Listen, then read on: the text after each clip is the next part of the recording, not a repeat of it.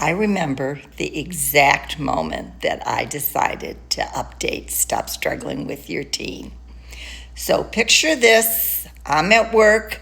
Mother and daughter walk in.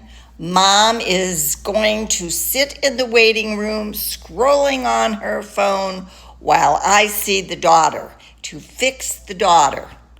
Not gonna happen. I wanted them both in together. Now, I can tell you by the mom's face, she was not a happy camper. I could not really read the teenager's face, so I don't want to make any guesses. The problem was quite obvious to the mother. She had a daughter who was physically and verbally abusive, and she never listened. And as a result, the mom felt she had no control. She had no other option than to take away her electronics. If the daughter did something small, if the daughter did something big, the electronic was the punishment. You cannot use it. In the following week, the daughter was supposed to get her iPad back. Needless to say, I needed to do something. What was strange for me was that I really had sympathy for the teenager.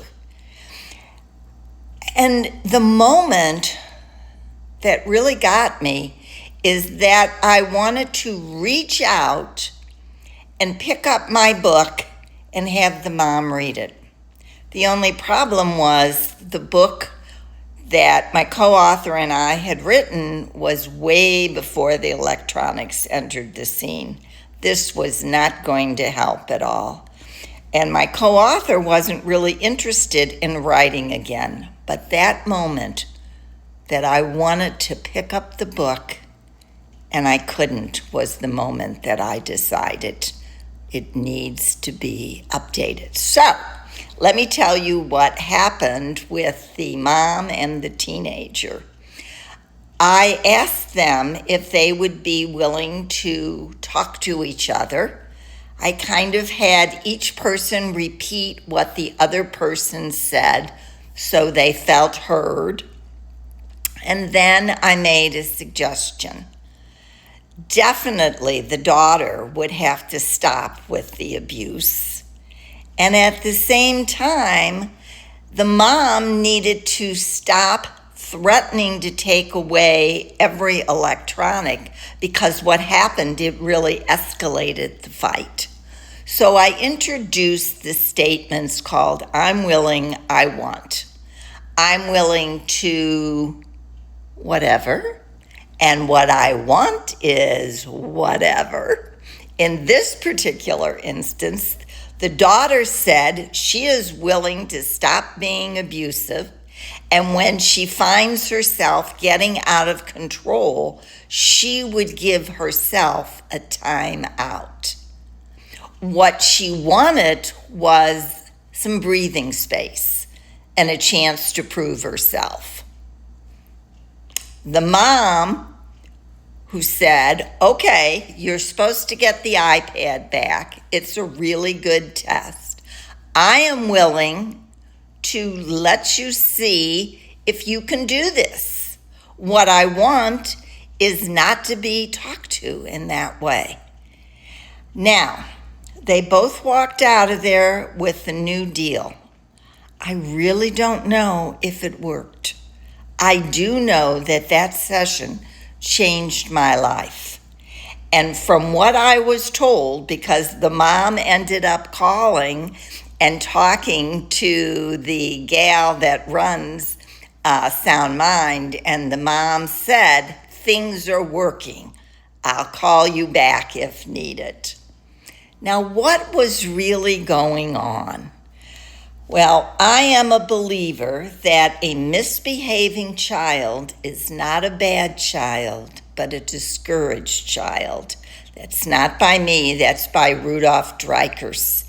And what happens is that they do what Dreikurs calls the goals of discouragement. And that's exactly what was happening in this case. The daughter may have tried to get her mom's attention. They obviously got in a power struggle.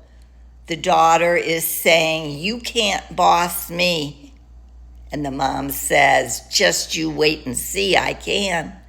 And then what happens many times when the parent overruns the teenager will go to revenge, which is exactly what was happening. The teenager is saying, "I may not be able to get your attention. I may not be able to overpower you, but by goodness, I can hurt you. I can get even with you." And sometimes what happens is the teenager will go to the fourth goal, which is totally, I guess you'd call it a sense of inadequacy, and they just give up. They have no emotion. You can do whatever you want. Now, when a teen is in goal 3, revenge, or a sense of inadequacy, goal 4, guess what? Consequences do not work. They don't care. So whatever punishment, and that's what it was, the punishment the mom dished out, she wasn't going to break through to the daughter. Now, meanwhile, the daughter is looking horrible. Verbal abuse, some physical abuse. Yeah, I'm going to turn my light back on. It just went out. So give me a minute.